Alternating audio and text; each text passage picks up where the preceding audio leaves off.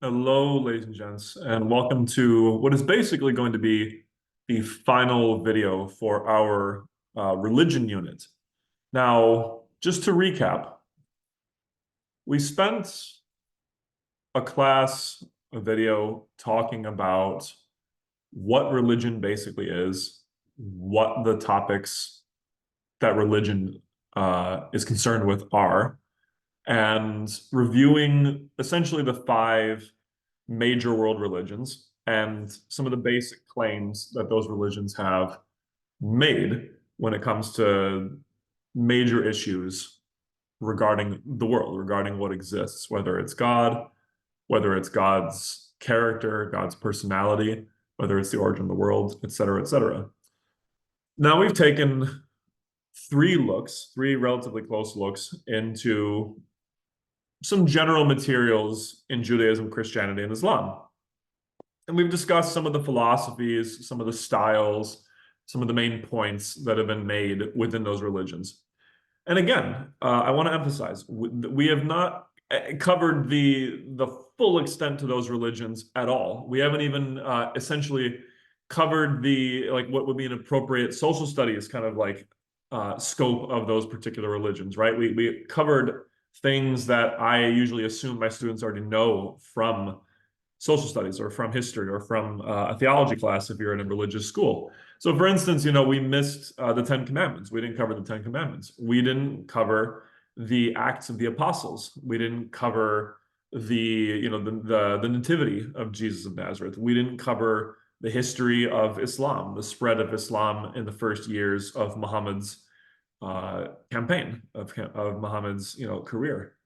So there's a lot still that you could look into, and there's a lot still for you to learn about religion, okay? I may link just a couple different good YouTube videos or good YouTube channels in the description here if you're interested in that sort of thing, if you want to keep looking. Now, like I've been saying this whole time, what I usually do at the end of each of these religions, but what this time I'm going to do at the very end of the whole unit, is discuss some critical questions about religion in general. Now, I kind of correspond each of these questions to a respective faith, but I don't think that they are limited to that particular faith in general, right? Like all three of the Abrahamic religions, all five of the major religions of the world can wrestle with this question, with these questions, okay? So what we're going to do is, unfortunately, we don't have a live class in front of us. That's not what we're doing here. I'm going to basically walk you through some of the essential points you need to consider when looking at these very universal and very complex, but I think also very relevant and very interesting questions about religion, okay? So first things first, I want to usually start off with addressing an issue that I see, particularly when teaching in religious organizations or teaching in religious settings with students that come from a religious background. And I begin with this quote from St. Anselm over there. It is "Fides quaerenes intellectum," okay, which is a Latin phrase, sounds all fancy, which just means faith seeking understanding. That is what we are looking for. That is what we are aiming for. Now, faith seeking understanding. That is what the goal of, at least in Anselm's religion, which is Christianity, is. That you should have faith in God, you should have trust in God, but you are also seeking to understand that faith. You are seeking to understand why you should have faith. You are seeking, therefore, to understand who God is, et cetera, et cetera. Now, therefore, guys, that's just one little snippet. I can quote, and demonstrate this, especially in the Bible and in parts of the Quran as well, how these Abrahamic faiths, especially Judaism and Islam, are very interested in asking critical questions about religion. Why am I emphasizing this so much? Because there has been, as I mentioned before when we discussed Genesis, there has been sort of the residue of a fundamentalist movement and the fundamentalist culture that kind of still pervades at least our culture in America and in parts of England. And what I mean by that is essentially a culture that does not like to ask questions towards religion. that thinks you are not supposed to question religion, you are just supposed to have faith. Okay, that is a byproduct.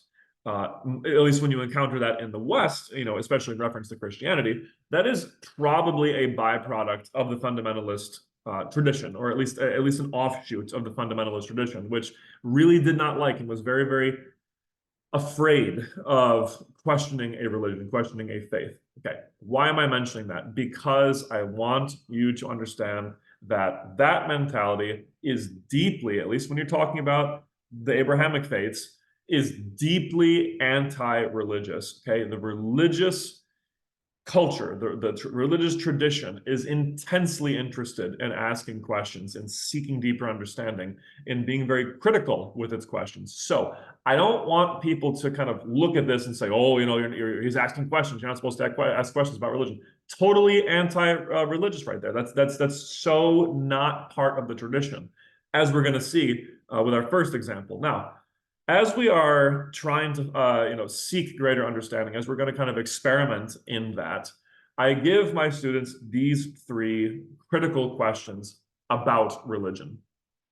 What are the questions? Number one, why does or why would God allow evil and suffering in the world? Are there any good reasons to believe that God exists? And does religion contribute more good or evil to the world? Okay.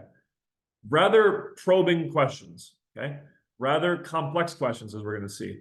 And as we understand, ladies and gents, depending on what level, what age you are, what level of education you're at, what level of religious, fervor or engagement you're at, this can be uncomfortable. This can be uncomfortable to some degree. Now, why, therefore, are we asking this? Why are we inviting discomfort upon ourselves? Why are we engaging in this at all? Well, why practice this seeking greater understanding thing? Because, ladies and gents, as you can see in the video that I put out about my teaching philosophy, our endeavor, our fundamental endeavor as students is to seek the truth, is to get a greater understanding of the truth. We need to be entirely honest. We need to be open and be on and humbly looking for what actually is the case in reality, is the actual state of things. Okay, and therefore you need to open up everything to a critical eye, to a critical kind of questioning. Now, does that mean that your faith is going to collapse and is going to implode, and then you're going to be left in this horrible situation where all of the things you've been believing for all your life are a lie? Not necessarily.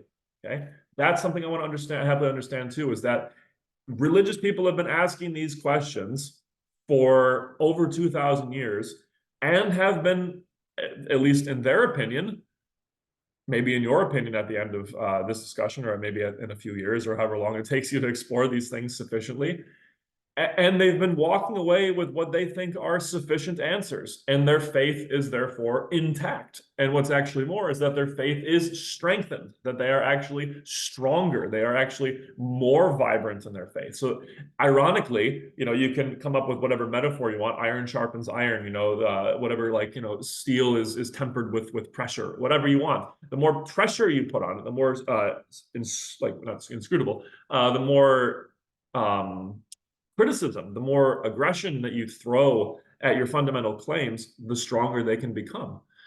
Now, on the flip side, you might find that these questions are too penetrating, are too difficult to answer, and that religions do not do a sufficient job answering them. And then that's where you disagree. And that's where you think, okay, maybe something needs to change, therefore. And that is okay, ladies and gents. Something always needs to change when we are opening ourselves up to criticism like that. It is okay to change your position. It is okay to, to tweak your claims, to tweak your beliefs as you move through the world, and just to keep doing that. Continue to be open. Continue to be generating new ideas. Continue to be open and evolving as you move through life and growing. Okay, so not trying to tear down anyone's faith, therefore, and also not trying to, preach to anyone, okay, as always, but we're trying to explore, we're trying to understand these questions. Okay, that being said, let's dive right into the first question. The problem of evil, as it is usually called. How could God, why would God, if he exists, allow evil and suffering in the world? Okay, now, pretty basic idea, pretty basic premise. So a couple things we need to understand here. Just as a cool kind of vocab point here, ladies and gentlemen, the term for this discussion about this particular topic is known as theodicy. So when you are basically trying to answer the question, why would God allow suffering? What you are engaged in is what theologians call theodicy, okay? Cool little vocab point for you there. Don't get too freaked out about that. Okay, number one, I want you to make a distinction between an atheistic and a theistic version of this question. Okay, what do I mean by that? I mean that this question can be posed by an atheist, which makes it a completely different question. This question can also be posed by someone who believes in God, a theist, which makes it a completely different question. Let's extrapolate as to what that would actually look like. First and foremost, an atheist could say, if God existed, if there really was a being who was all good, all powerful, and all knowing, that being would probably not have made a world like this, where there seems to be an abundance of apparently meaningless, apparently random, and apparently unjust, and like an abundance of unjust suffering. Therefore, that figure probably doesn't exist. Okay. That is what the atheistic version of this question sounds like. So it's not really even a question, it's more of like an argument, right? It's the atheist proposing an argument for why there is no such thing as God. Now, that's not what we're doing here, okay? We're going to actually take that question and move it to the next question we're going to get to, the existence of God thing. So don't think of it that way. You need to think of it for this part of the discussion like a theistic question, which means what? Where we assume that God exists, we begin with that assumption. Okay, if God did exist, why would he allow evil and suffering? Is there a reason behind it? Is his nature not what we thought it was? That's what we're discussing here. That is theodicy. That is what the theistic version of this question is. So let's tackle that. So for number two, what is the essential problem? Well, the essential problem is, on one hand, we understand God to be good, to be like Christianity, Judaism, Islam all say, to be fundamentally good, to be perfectly good, to be all loving, to be universally loving, to be holy, to be all these kind of things. And yet, oh, I'm sorry. And then on top of that, he's also all powerful, right? He is maximally powerful. He can do whatever he wants. He can do whatever he wants. Whatever is logically possible, God could do it. Okay. And he's also all knowing, right? So he knows everything that's going to happen. He knows exactly what's going to happen in the world, what did happen, what is happening, what could happen, all that kind of stuff. And then on the other hand, we can look around in the world and we can observe a couple different things. We can observe, first and foremost, that there is what we would call natural evil. There is natural suffering in the world. What do we mean by this? There is, in nature, in the structure of reality, things that just cause us pain, that are dangerous to us, that are unpleasant to us. For example, natural disasters, disease, etc., like those kind of things, right? These things that have no person behind them, directly causing them. They just kind of happen like that, okay? Like, I didn't come over and inject you with something to give you cancer. No, you just have cancer, right? It just kind of grows in us naturally, which, by the way, it does. Like, we know this biologically. The older you get, we know that you eventually will get cancer, right? It's almost like it's built into human DNA. What's up with that? Why would God put that into the world? Why does God, allow a tsunami, a tidal wave, a volcano, whatever the natural disaster is, to kill people? Why does God put animals in the world that can kill people very dramatically sometimes, right? Why? Why is this here? So there's natural evil. That's one problem. Natural suffering is in the world. And you could add, mental illnesses to that as well. Why are babies born with disabilities? Why are people stricken with like chemical depression? Why are people like to the point where they're committing suicide and they can't almost help it? To the point where we have other severe mental disabilities. Why is that in the world? And then on the other side, we have not just natural evil, natural suffering, but we have what's called human evil. Okay, which is what? That is when we have people that, as we kind of discussed in our tragedy video for the Universal Materials series, we don't just have a kind of a lot of limitations and vulnerabilities in this world. We also have people that go out of their way to inflict more suffering and more harm and more, danger into the world than we might be able to even imagine at this point in time, right? We have these incredibly horrific instances of people inflicting suffering on innocent people. Okay. Now, that's what we got. So, how do both of those things exist at the same time? How do we have both natural and personal evil existing at the same time, where we have a God that should be able to prevent that? That's the problem. Okay. Now, that's technically not a totally clear way of posing the problem, though, because you hear me saying that. You might already sense it. You might already understand, okay, I sense the tension. I sense the problem. Okay, but what is the problem? This is where we come to number 3. What are our assumptions here? What are you actually saying the problem is? Well, number 1, I think the problem is we would expect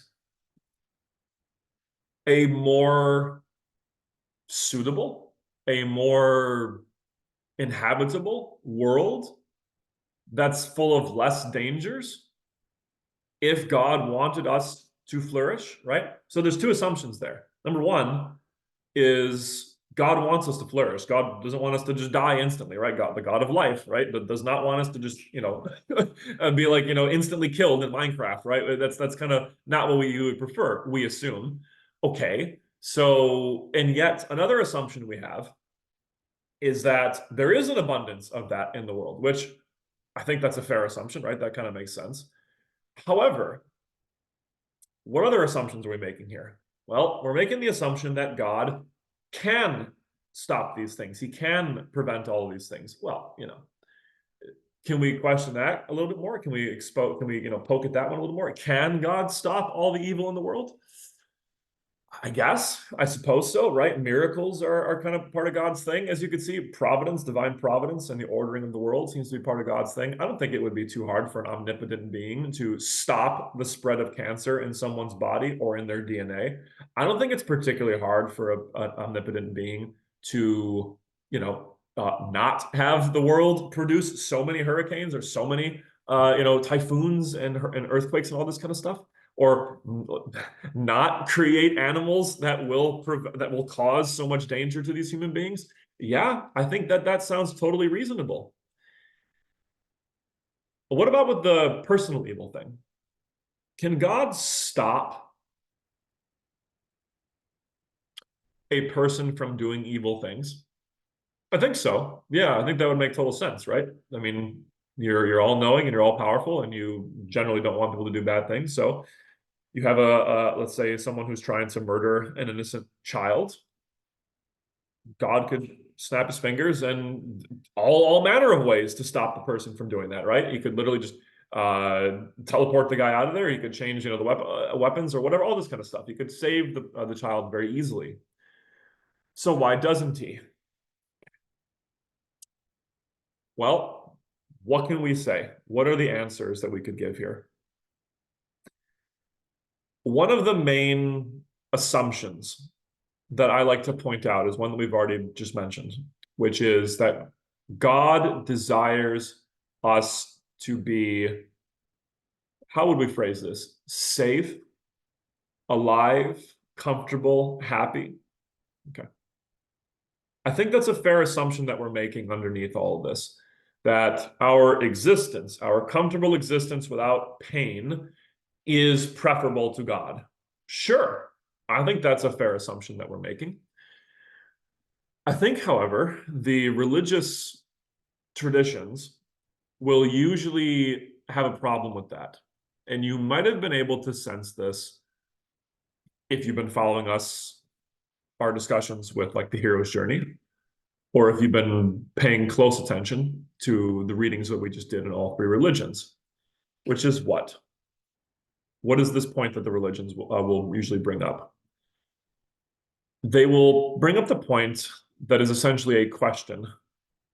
asking what is it that God truly wants from people? What is he really doing? What is God's point with all of this? Is God slapping us in this world so that we can live it out like kids in a sandbox, kids on the playground, where we get to have a good old time and then we go home and then we call it a day? Is that what he's doing? Well, any biblically literate person, even the people that just read the passages that we read, would probably assume, I don't think so. Because in the Old Testament, just as one example that we've mentioned before, every time God appears, he keeps yelling at people, telling them to do stuff. Okay, so God seems to want people to do something. Uh-huh. We can think of the Ten Commandments. We can think of, what happened in Exodus. We can think of the Genesis commandments, all this kind of stuff. Okay. We think of Jesus, right? Jesus also seems to be very like obsessively telling people things, like trying to get people to understand things. So then what is God's purpose for people in life? Well, again, guys, I think the answer that the religious people will give, the answer that comes through us from the religious lens, is the same answer that we could see in the hero's journey when we discussed that back in the universal materials, which is what? What is the purpose of our lives here? I think it's something a little bit more than just being able to sit here and get fat, dumb, and happy. Okay. I think it is something, to use religious language, something like becoming transfigured, growing up, becoming better people, becoming more faithful, becoming sons of God, to use the Gospels language. I think it's something like that. I think that's really what it is. That we are in the process of being molded and shaped, tested and tried and created into something better. Okay. But on the same point, wouldn't you say, yeah, but okay, that's good and all, but like why the suffering then? Well, I mean, most people can kind of see where this is going. That is how you grow, essentially. That you go through moments of suffering, you go through hardships, you face the challenges of life. This develops your story. This creates you, this transforms you into someone that God would want you to be, into a more perfected version of yourself, into a more beautiful version of yourself, a more virtuous, a more good, and therefore a more real and full of life version of yourself. So again, that even deserves the important critical look. What's the assumption being made there? Just like in the hero's journey, the assumption being made is that we're not there yet. Okay. There's this whole thing with sin. There's this whole thing with human weakness. There's this whole thing with human ignorance. We are, to use the metaphors of the fairy tales, we are like Pinocchio, ladies and gents. We are not at the point where we should be yet. We are still growing. Okay. So to run the risk of poking our good friend Mr. Rogers a little bit, you are not okay just the way you are, which is not what Mr. Rogers was saying. He was saying something different. Okay. He was talking about your inherent value. That's all good. God loves you the way you are, right? It's a typical religious and Mr. Rogers kind of point that you are your essential nature, your true self is good, right? You have value in and of yourself, but you still need to grow up. You still need to change. You are not, again, using the fairy tale language, you are not a real boy yet. Okay. And so it seems like going through these sufferings, these things in life, is part of that process of becoming a truly virtuous and a truly good person. Does this mean that God doesn't want us to be safe and we should enjoy our health and all this kind of stuff? No, I think those things are good. I think God does desire them. But the whole point of theodicy is to ask, why does God permit evil, right? He permits it, I think, with this example, because he understands that there is some greater benefit. There is some benefit in going through what you're going through, right? Maybe you need to learn something. Maybe you really need to change. Maybe you really need to kind of go through that. I think it was J.R.R. Tolkien and then it was Stephen Colbert referencing the death of his family and then reading a letter from Tolkien referencing the sufferings that Tolkien went through, who basically said that, good little phrase for religion, that are not all of God's punishments gifts. Are not all of God's punishments gifts. Is not every trial that we go through, however horrible, right, part of God's divine providential goodness, right, is part of him kind of guiding you through it. Okay. And of course, you see that in Christianity pretty obviously, right, with the crucifixion. So, okay, that's one way to solve this, right? Maybe we need to understand that we need to grow up. That's possible. Okay. What are the implications of that? Well, we've kind of walked through some of those.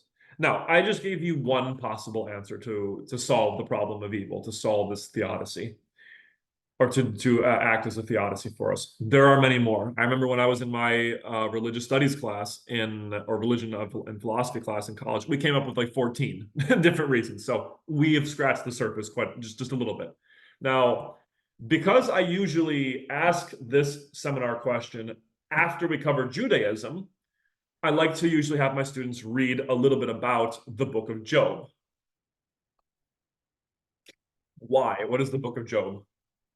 In short, in brief, the book of Job is one of three wisdom texts, or it's a piece of wisdom literature in the Old Testament, in the Jewish tradition. It comes after you get the book of wisdom and Proverbs and all this kind of stuff. You get the book of Ecclesiastes, which is questioning what seems to be the difficulty of understanding the nature of reality. And then you get the book of Job, which is essentially kind of like a mythic tale in and of itself, where you have this man, Job, who is described as perfectly virtuous, perfectly righteous, upright in every way, faithful in every way. He's like gold star standard, faithful person. And Satan, or one of the angels, the accusing angels, says to God, well, he's only doing that because you bless him, because you blessed him so much. As soon as you make him suffer, he'll fall away from you. And so God allows the obscene, like never-ending, seemingly never-ending suffering of Job to take place. I mean, he's afflicted with illness. He loses his children. He loses his wife. He loses his home. He loses his materials. He's just a beggar on the street, stricken with soils and boils and sores rather. And the Bible, in the book of Job, wrestles with, why did this happen? His friends tell him, well, it must have been because you did something to piss God off. He says, no, there's no way. God he says, no way, because I haven't done anything to do that. That doesn't make any sense. And they said, well, God is righteous and just. So like, why is this happening? There must be something you're doing to piss off God, maybe. And Job screams at them quite a bit. And Job screams at God quite a bit. And he demands an answer because he gets so frustrated, understandably. And he asks God, why? Come, appear to me, speak with me, tell me, just tell me why this is happening, right? It's like what everyone asks in those really dark periods of our time, of our lives, just why me? Now, his wife also takes an even worse position. She says, as the quote says there, do you still remain faithful? Do you still withhold thy integrity? No, curse God and die, right? She's just like deeply not even atheistic, but like nihilistic, kind of almost satanic view, where she's like, F this, F God, F everything, right? You're not able to get what you want. This makes no sense. Just kind of give it up. He doesn't. And for not totally clear reasons, God does appear to Job. Okay, now that should make us all perk right up, because what's about to happen? We're about to see the Bible, through this character of God, answer the question, the problem of evil. Well, what's God's answer? It's really freaking weird because God says to Job, I'm going to summarize it, right? I'm not going to give you the full text. Who are you to question me? And in a more poetic way, he basically says, as the phrase, or as the line says down there, where were you when I laid the foundations of the world? Where were you when I laid the firmament? Where were you when I split the waters? Where were you when I taught, the horse to run and the fish to swim and the bird to fly? Where were you when I created Behemoth and Leviathan, these massive, like, horrifyingly, like, grand creations of creatures? Where were you when I did all this? What the frick is God doing here? What are you talking about, right? What is going on? Well, The point essentially is, who are you to try to understand that deep of a question? Why God allows this person to suffer, but not this person? Why God allows this to happen, but not that to happen? The book of Job is, I think, leaning very heavily into what we would recognize in this class as a very Socratic virtue, which is humility, which is saying, wait a minute, how much do you think you could understand about this? How much do you really understand as it is? Do you understand any of God's most basic works? Do you really understand them? And in that process of wrestling with that question and getting that answer, I think what is revealed essentially is two things. Number one, God understands everything that he's doing. God has a perspective on reality that we could not hope to grasp. And you could see that a little bit in our discussion of Christianity. When we talked about the Trinity, right? We talked about how God could be this, or essentially is this trans-dimensional being, and having a human try to understand the complexities of like dimensions and time and providence and all this kind of stuff is like mind-numbingly difficult to understand. So, in other words, God has a plan, as cheesy as it sounds, is actually part of the answer here. And where are you in that plan? Or where are you in terms of comprehending that plan? You don't. You just don't. We as human beings cannot see the mind of God. We cannot see clearly the full scope of God's providence and God's plan in our lives and in the world, and how what are all the ripple effects of what happens in the world? What are all of the consequences of all of our actions and all the things that God orders? So Job, after all that, he basically says, okay, I get it. And I'm at peace knowing that I am just dust compared to you, right? He has this deep kind of point of humility where he's like, because God like shows him, right? He takes him on like a tour essentially of the cosmos, and he realizes like, I could not hope to understand any of this stuff. But I think this is another subtext there. And the subtext is that, as religious people would say, Job grasps what faith really means there.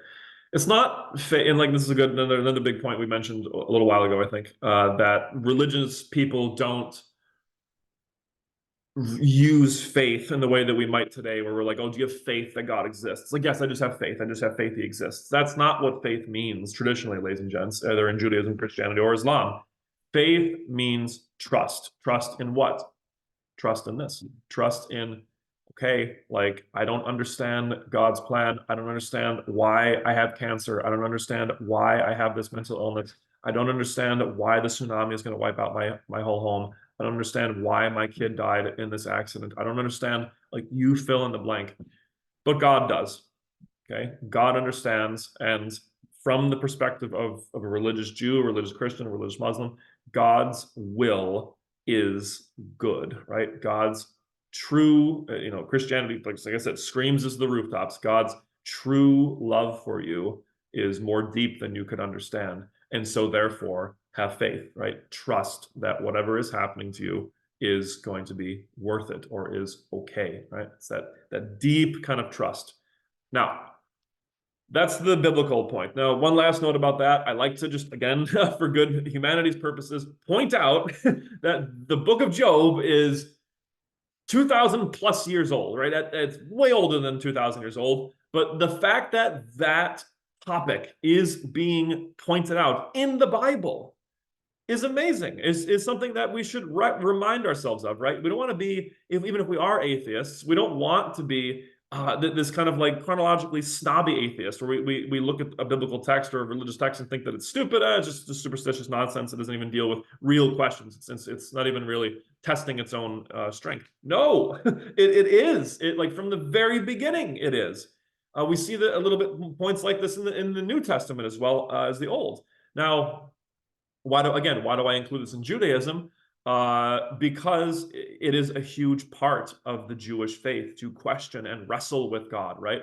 In fact, and we'll move on after this, Job, after his discussion with God, God does not rebuke him at all. God actually says, Job has spoken well of me. And he actually chastises Job's friends, who assumed that they kind of knew what God was all about and what God was doing with Job's suffering. That's what pissed God off, not someone who's honestly suffering with or kind of struggling with him. Again, very interesting, complex, that runs contrary to what we might originally think about religious ideas here. Okay, so that was theodicy. Now, next question. Does God exist? Okay, do we have good reasons to believe in God? I usually lump this one in after Christianity, because Christianity is, we can contest this with Islam a little bit, but I think Christianity is a fundamentally historical religion, and it spreads, as we mentioned, through attestation of miracles, essentially, through personal experience, through essentially argument. The the Christian religion was very weird in the ancient world, ladies and gents, because it was one of the first religions, like the first major religions for sure, where people would insist that you believe in it. There was this point of like, no, this thing is real. Like you should believe in this. This is amazing. Like there was that kind of a zeal behind it. That there was not that kind of zeal with the Roman religion, for example, or the Greek religions, right? The other Mediterranean faiths weren't like that. There was no there were no Egyptian evangelicals running around saying, you got to believe in Ra. That wasn't happening. But with Christianity, it was.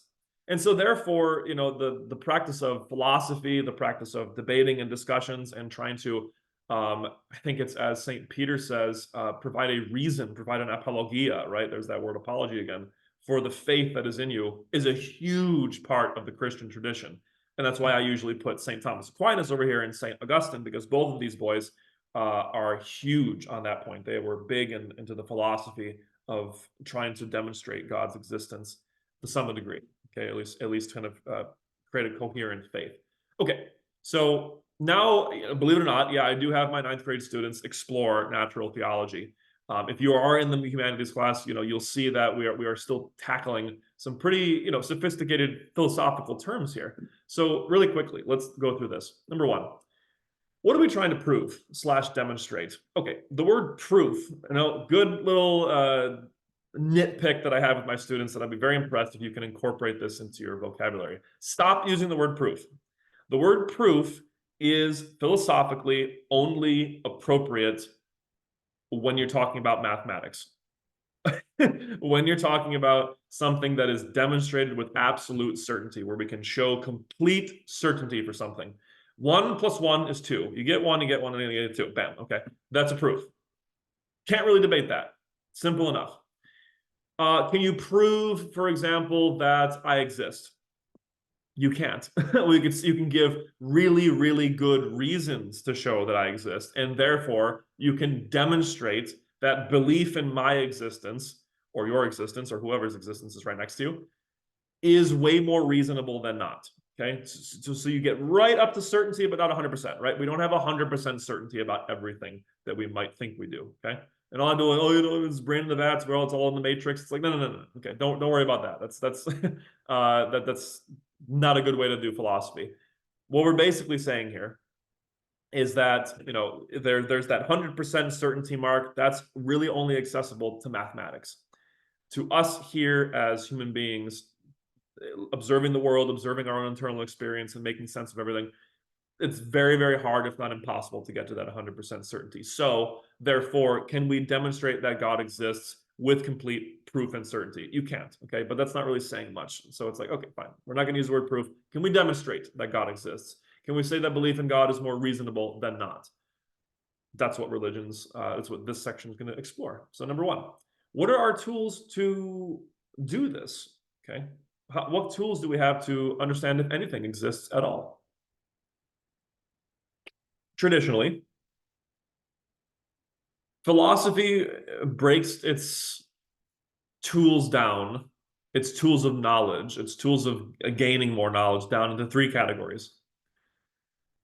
One tool you could use is what's called logic, right? That's what we just talked about with math, right? You could use logical rationality. Can we look at logic, and can we look at reason and think, can we just logically understand that God would exist, right? Is that possible? Maybe. The other tool that philosophy will use to gain more knowledge is the tool of empirical data, right? Physical experienced data, right? The senses. So this is what science loves to use, right? Science loves to look around the world, make observations, test it, collect data, and make a statement from what we have learned about the observable world. That is one tool. Okay, so we have logic, we have the observable world, like the sensory world, and there is a third, and it's called the intuitive way of knowing things, or the intuitive tool, right? That is essentially how we know things internally, right? We have some kind of deep, profound sense of something about the world, but it might be difficult to demonstrate it through, the five senses, and it might be difficult to demonstrate it through logic. For example, does your mother love you? Like, does she actually deeply love you? Oh, okay. Well, let me provide a rational proof as to it's like, okay, it's probably not going to work. Oh, let me provide, a sequence of evidences. It's like, but you can always keep saying, oh, does she really love you? Or she's just, using you for emotional support or whatever, or for a tax write-off. No, you can see kind of how the intuitive experience is something that you just have, right? You're with this person, you experience something, you sense something, but that sense is all internal, is all intuitive. Might be right, might be inaccurate, and that's where the interesting part about these tools comes in, where we need to use them kind of all in tandem. We need to see if we can use them all in sequence. So that's something we should consider as we're moving in. So we do have tools about assessing the nature of reality and what exists and what doesn't. Okay. Well, therefore, what can we expect? What should we expect when trying to demonstrate God's existence? You'll remember from our discussions, I can't remember, I think it was in this unit, about, God not being a physical thing in the world, right? God is not a physical creature in the world. So therefore, should we be able to send a satellite up into space, take a bajillion pictures and find God just floating up there? It's like, no, that's not how it's going to work, okay? So you need to get that notion out of your head. So in some sense, purely approaching this question through science is not going to work 100%, right? Because science can only tell us what exists and what's going on in the natural world. So using, as you can see what we just said, using one of those tools, not going to work out that much. You need to use all of them in kind of communion with each other to get some kind of an answer here. Okay, fine. Now, again, like, how much evidence should we expect? Well, that's tricky, because, like, you look around the world and it's like a lot of people throughout history, a lot of people, maybe the majority of people, really seem to believe that something mystical exists in the world. Okay. A lot of people seem to believe that there is God in the world, that there's this thing called God. Okay. Some good number of people really struggle with that, really don't see the point of that, or don't see the evidence for that, don't see how that belief makes sense. Some people just flat out think that that's false, right? They look at the world and they say, no, this is BS, this is not true, there's no God. Okay. So should we expect to be 100% convinced by any of these arguments for or against God? Maybe. Maybe after you sit down and actually study and read through the arguments for God or the arguments against God, maybe some of them will actually move you pretty deeply, right? We're not going to go through them in as much depth as we possibly could here, obviously. But maybe you're going to look at them and think, wow, okay, you're going to read them for another couple of years or a couple of months and say, oh, wow, those are pretty freaking convincing.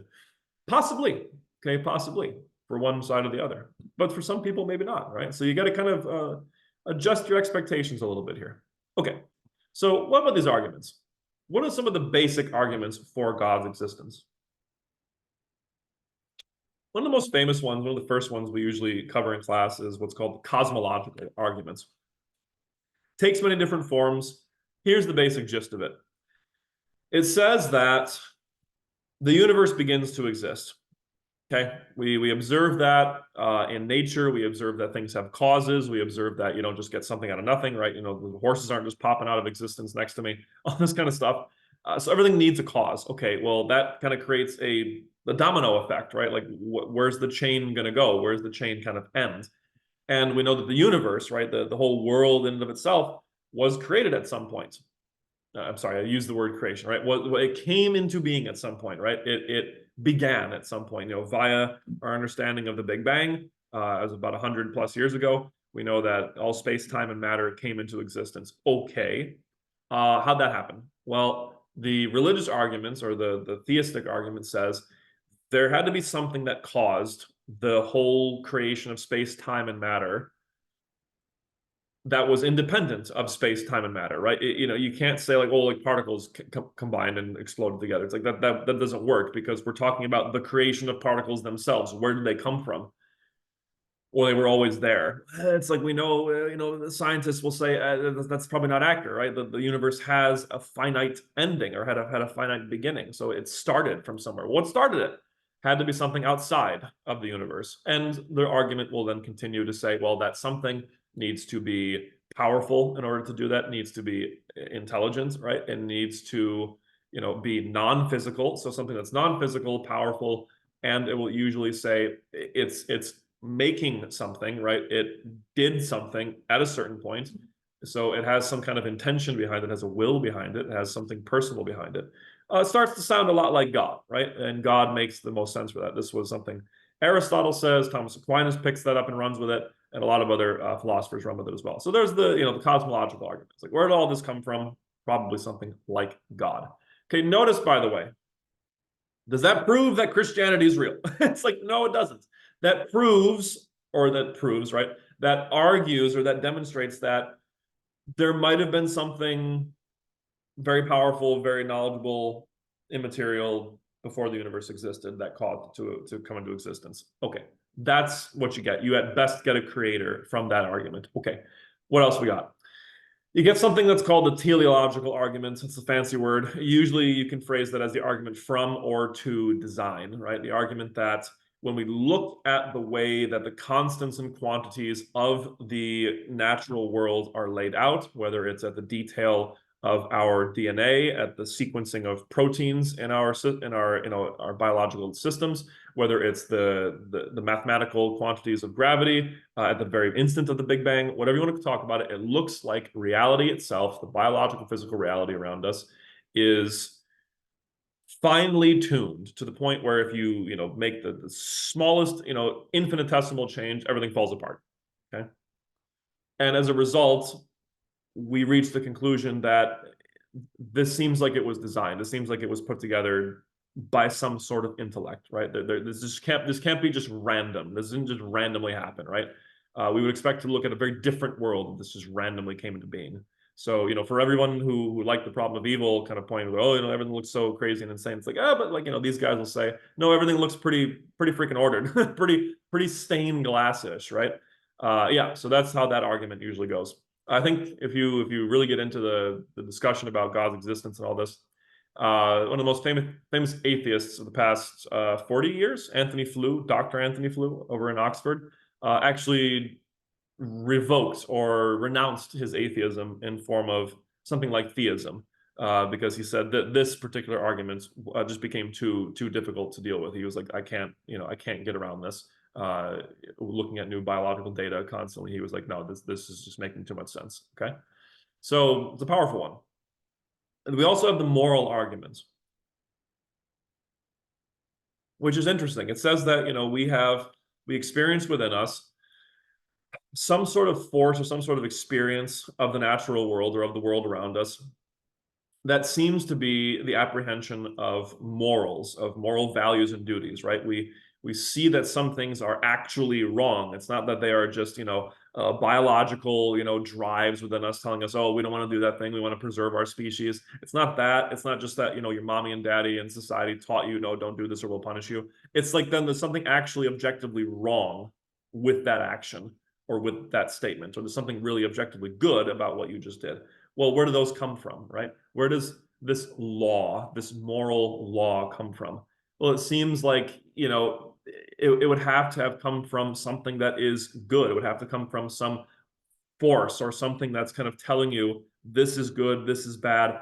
And the argument kind of leaps to the conclusion in some sense that it had to be something like God. Like God, if those things really exist, then you kind of need to believe in God in some sense, because if God doesn't exist, then those things would not exist, right? So the argument usually is phrased like this: moral values and duties do exist. How does it phrase? No, I'm sorry. If it begins with, if God does not exist, moral values and duties do exist. Well, moral values and duties do exist. Well, therefore, God must also exist as well. Okay. Now, a very heavily attacked argument, you can probably sense why, is because it's almost entirely intuitively based, right? It's an intuitive argument. It rests on the point that we apprehend this experience of the moral realm and the moral reality, and that usually is a make or break kind of point to some people. Some people are convinced entirely by that. They experience morality and they're like, yep. They're like, that's 100% true. Like, yes, it is. Have a nice day. Some people are like, nah, I'm not sure. I'm not really feeling it. I'm not really understanding this whole intuition stuff. Yeah, that's the struggle. And then speaking of intuition, the last kind of major argument I usually go over with students is the experiential, right? Some people experience that not just morality, but that the world has this innate meaning and purpose and vibrance and beauty to it. And they have this innate desire for these things that they can't understand. And they have, therefore, this intense experience of just the meaning and love and all this kind of stuff pouring out of reality from God, from something that they assume must be like God. And they therefore experience him at a very deep and profound level, so they report. And that's the argument, right? That's like we experience it. It's a very profound experience. There's nothing that explains it except for the reality of God. Okay. Those are some of the arguments here. Now, you can get into more specific arguments. You can get into and the other like 20 theological arguments as to why people believe God exists. If you're a Christian, you could, argue for the historical resurrection of Jesus. That's a big one for the Christians. They like to really demonstrate that it's reasonable to believe that this actually existed or this actually happened in history. That could also demonstrate God's existence to some degree. But what about the atheists? What about the skeptics? Okay, what could they say? So we've already heard one. We've heard of the problem of evil. We've heard essentially what is the criticism and the argument of imperfection, of saying, if we look at the world, it looks a lot more random than we would expect it to look if this were the divine creation of some great, beautifully good intelligence, right? That doesn't seem to link up with what we're observing here in this world. You could use the examples of personal evil. You could use the examples of natural evil. You could use the examples of just the bits of kind of randomness, right? Like people like to point out that the universe is obscenely large and huge and big and old, and like meanwhile we're like obscenely small in comparison. Why would God make all of that? It seems more reasonable that we're just this random like blot on the universe, right? We're this random thing. Not that we're like the creation of this being that loves us infinitely. It's like, yeah, it doesn't make sense. It doesn't really seem to sync up with how we see the world. Okay, that's one argument. The hiddenness of God is a big one. All right, that's a really popular one, and one that a lot of religious people really struggle with. And it basically goes like, if you're claiming that this being exists who loves you, desires you to believe in him, desires you to follow him, all this kind of stuff, where is he? Why does he make it so hard to believe in him? Why does he make it so difficult? Why does he provide us with such little evidence? That's essentially how that argument goes. And then, of course, kind of going off of both of these, you have the argument of naturalism, which basically says, hey, why don't we ditch the tools that we were talking about earlier and stop with this whole hyper logic stuff or this experiential stuff and just go based on what we can explain through science, through natural causes, right? Stop trying to say, oh, God must have done it. Stop trying to say, oh, but some fuzzy feeling that we assume is God. It's like, no, just say that we don't understand what it is. And it's probably something natural, like it's probably, something going on with the electrons in your head or all this kind of stuff, right? It's the argument that we can always explain things via science. Okay, now there's 3 or 4 arguments on both sides. Now,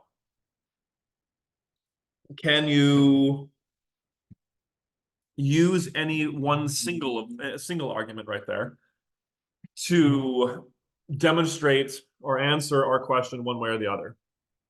It's generally not, that's generally not how people will do that. If you're arguing for atheism, if you're arguing for theism, what people will do is what's called a cumulative case. So they'll say, with all of the arguments on the table for God's existence, we create a cumulative case. We create a large case for the existence of God. Versus the same thing with the atheists, right? We'll say, look at all the other arguments we can present, and we're going to therefore present a case that it's a cumulative case in favor of atheism. Okay. Now, what we could do here, guys, is we can go through these in a little more detail. We could critique each argument, right? We can kind of poke holes in each one. That's something I really like my students to do, hence what we do in a Socratic seminar. You should come up with objections for your own position, for your own argument, right? So again, this is one way that I like to hide my beliefs from my students is I could sit here and whether it's for the theist or the atheist position, I could poke holes in each of those arguments. And yet, do I believe one side or the other? Absolutely. Okay. I absolutely, whether it's atheistic, theistic, or agnostic, I definitely fall in one of those camps. But, we should be able to convincingly demonstrate, the weaknesses of our own side or the critiques of our own side, right? And then can I provide answers for those points that I'm critiquing even in myself? Well, yeah, I think I can. And you should as well, right? So again, that will strengthen not only your critical thinking skills, and that will help you learn how to really think, and therefore become a more, competent and more articulate person, but it will also strengthen your position. It will also maybe open you up to new positions. Like maybe you were a religious person, but you now see it's a lot more complicated than you might have thought it was in the first place, and you need to dig in deeper. Maybe you were an atheist and you thought, oh, it was so clear cut and obvious. Maybe it's not. Maybe it's actually a little bit more complex. We need to dig in a little bit deeper. Okay. Maybe you were an agnostic and you were like, it's basically the same on both sides. Maybe some of these arguments are like, oh no, maybe this is actually better. Maybe that one's actually better. So that's kind of the fun of this particular unit. So take it seriously or take this particular question seriously and explore it in your life. Okay, last one that we're going to run through is the question of the contributions of religion. And I usually tack this one on to Islam, being a little bit provocative with that, because, as of, after 9/11 and all the, the war with terror and the more globalization of the world, we bring up this question of how good is religion for us? If you were paying attention, if you were alive back then during 9/11, you'll remember that in the culture, in the Western world, particularly in England and in America, there was the rise of a movement called the New Atheists. And these boys, there were about 4 of them. I can't remember. I don't want to list off all their names just now, but go check them out if you're interested in the kind of that movement of atheism at the time. They were coming up essentially in response to the radical kind of extremism that they saw in the Muslim faith.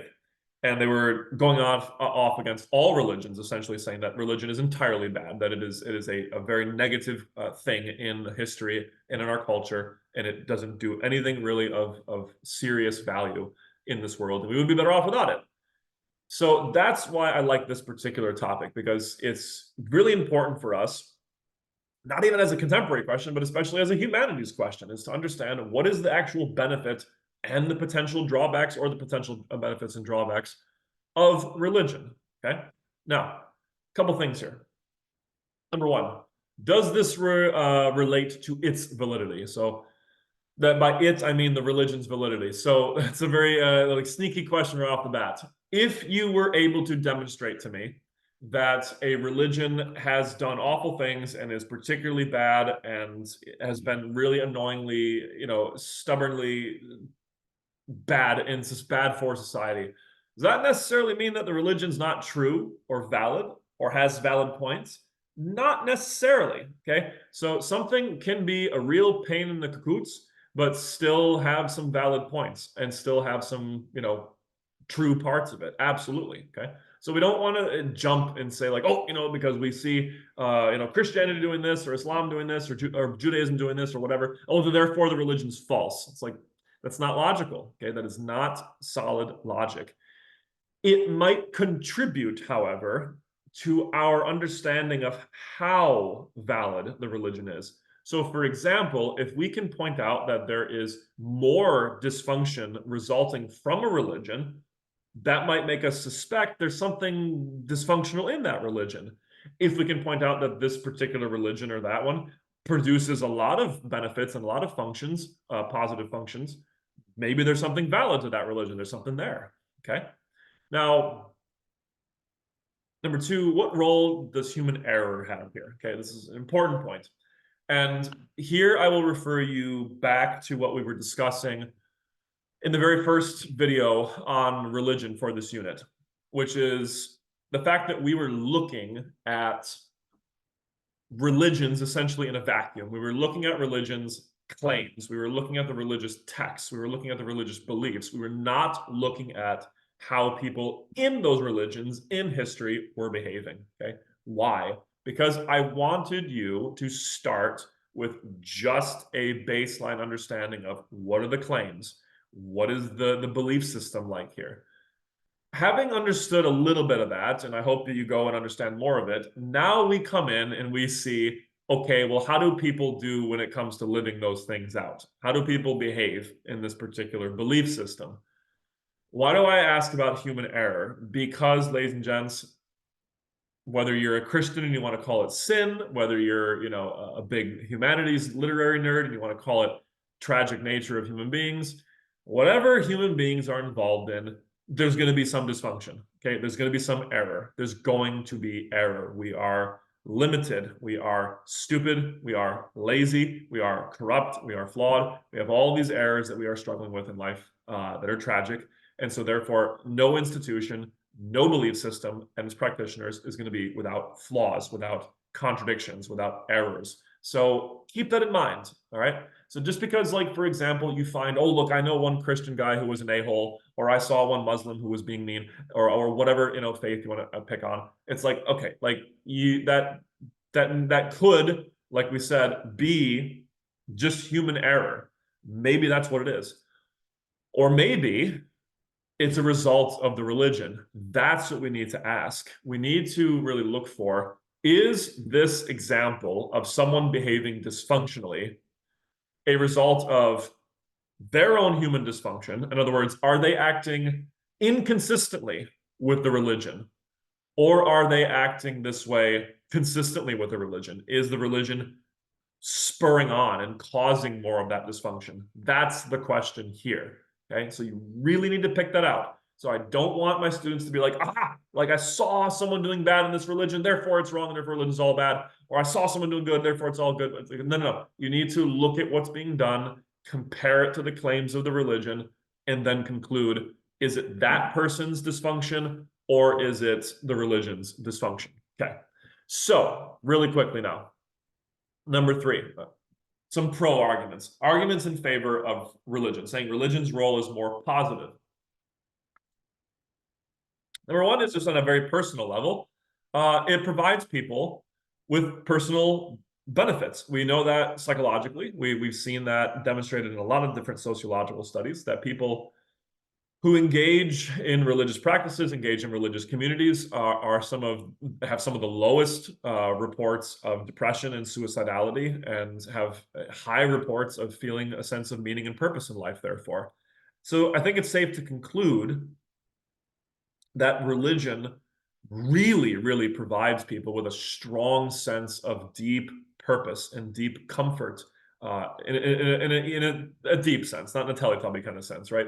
It provides them with a deep sense of peace and serenity with life. Okay, so yeah, that's pretty good, right? if you ever meet somebody who's converted to a religion and experiences those things, you can interview those people and see just how profoundly different it can be at times. Social benefits. It seems to, like I just mentioned, provide therefore a social benefit. It helps people gather around a community. It provides social unison, and it provides people with more and more interactions, more socialization around something that is generally going to be positive. Okay, this is again very positive for religion.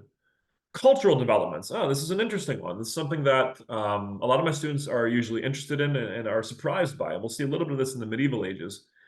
Religion has actually provided a lot of cultural development. And there is a good argument to be made, I think, to show that religion has contributed quite a bit to history. Examples, I mentioned, just to give you a fun one, I mentioned before in our previous discussion, the Big Bang, right? The Big Bang theory. Well, I like to, tease a little bit and say, yeah, does anyone know who actually discovered or articulated that theory in the first place? And say, oh, it must have been some scientist who was an atheist and all this kind of stuff, and then the religious people probably, persecuted him. No, actually, it was Dr. Georges Lemaitre, or Father Georges Lemaitre, who was a priest, who was a Catholic priest, who was also a physician.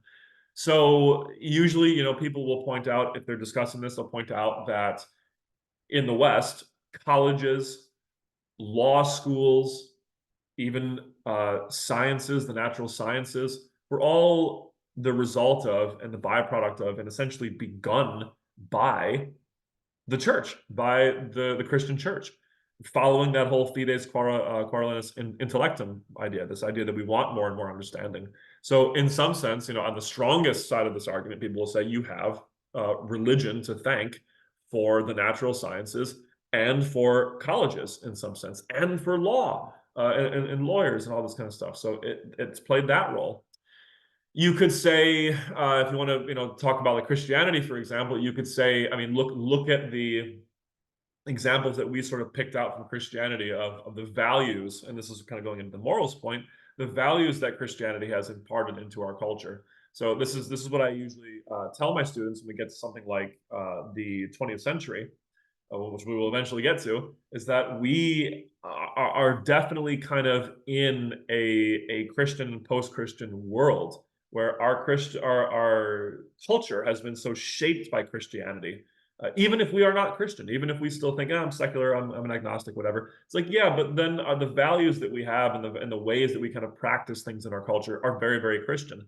The way that we understand marriage, the way that we understand why human rights are a thing. We saw that with St. Paul. We saw the roots of that in the Bible, right? So those sort of things, right? These ideas of human rights and universal values and the treatment of women and the treatment of all other groups and the downtrodden. I think you could draw a clear connection between the contributions of those sort of things in our society to religion. Okay, so that's an obvious one, right? Now, how about some cons, right? How about some things that religion has given us that we could maybe poke at quite a bit? Okay.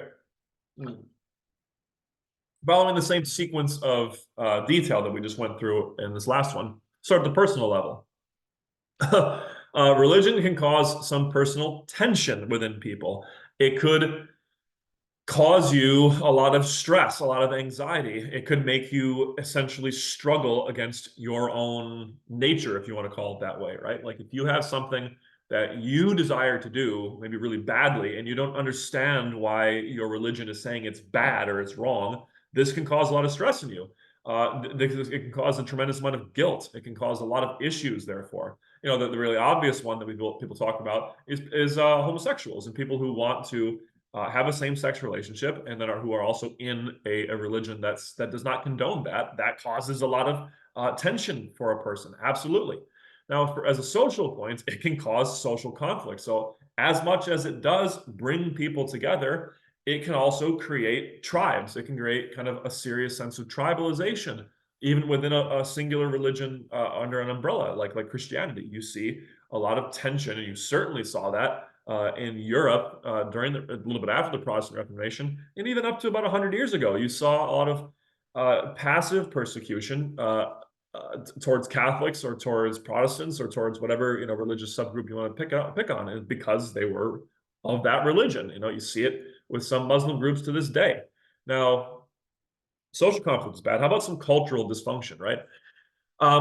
People will usually point out and maybe kind of contradict what we just talked about here and say, well, no, maybe religion has actually slowed the development of science. Maybe it has slowed the development of our understanding of the natural world, because the church has not wanted to give up its authority and all this kind of stuff. Everyone points out Galileo, that story. Yeah, maybe that's part of the problem too, is that we see religion causing us to be more dogmatic, to be less inquisitive, to be more closed-minded, and not seek as much development, not seek as much worldly success as we might be able to. So yeah, absolutely, we could see religion being a serious force against progress in our world. And then, of course, violence, right? We could point that out, that, like, that we see very clear examples, whether it's the Inquisition, whether it's the Crusades, whether it's the Muslim conquest, the Muslim terrorism, the Christian, treatment of people in America at times. We see religions acting or people of religious disposition and ideology behaving violently at times. Now, again, with all of those things, pro and con, what we could do, if we had more time, if we had the patience, we would just sit here and say, okay, well, are those things which are good or bad about religion a result of the people following the religion misunderstanding it and just being dumb and ignorant and flawed on their own? Or is it the result of people being consistent with their religion? Okay. The key example, and like the cliche example, is that was with the violence thing. Okay. So something you need to ask if you see a religious person committing violence, for example, if you want to be critical of something like that or understand that a little bit deeper, what you should ask is, okay, I see this person doing something violent. Is there any basis for that behavior? Is there any prescription for that behavior found in their religion? Consistently, logically, right? Not like, oh, we took one passage out where it says, oh, look, this guy went and killed some people sometime, therefore I can go do it. It's like, no, is there a consistent, logical, clear incitement to violence in that religion, in that text? Okay, that's what you would need to demonstrate. Not just, oh, look, someone twisted the religious text into an excuse to commit violence. No, you need to show consistency. Okay, same thing goes for any benefits, right? Like, okay, yeah, we see this moral teaching in this religion. Well, are there any other people that were teaching it at the time?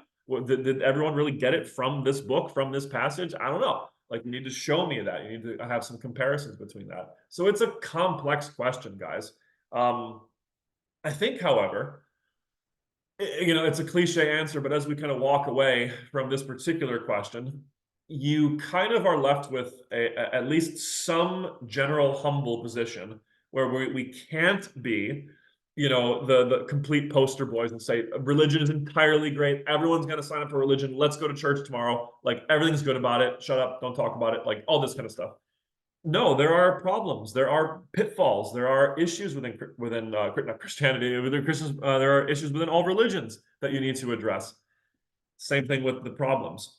You need to point out that, or you cannot just walk away and say religion's entirely bad, religion's entirely awful, it's evil. We need to get rid of all of it. It's like, that doesn't really work either. There really clearly are some benefits to it. There really clearly are some things that it seems to have contributed to the world, and it seems to have influenced the world quite a bit. Okay, so that is as a sampling of what we would talk about if we had 3 classes devoted to this particular seminar. And with that, ladies and gents, we end the religious unit. I know it's probably one of the longest units in the humanities class. Again, you can probably sense why, because it's such a fundamental, foundational point for understanding the humanities. Now, moving forward, we will reference back to religions quite a bit. We'll learn a little bit new, a couple new things about religions as we go, but this is a good kind of foundation we have for the rest of the course, even up until the very end of the course, okay? So we're done with this one. Our next unit is going to be kind of a little bit of an excursus on Nordic literature and Nordic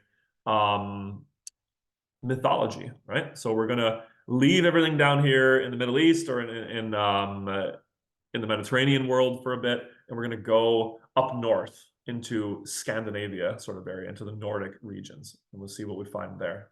Have a wonderful day in the meantime. Bye.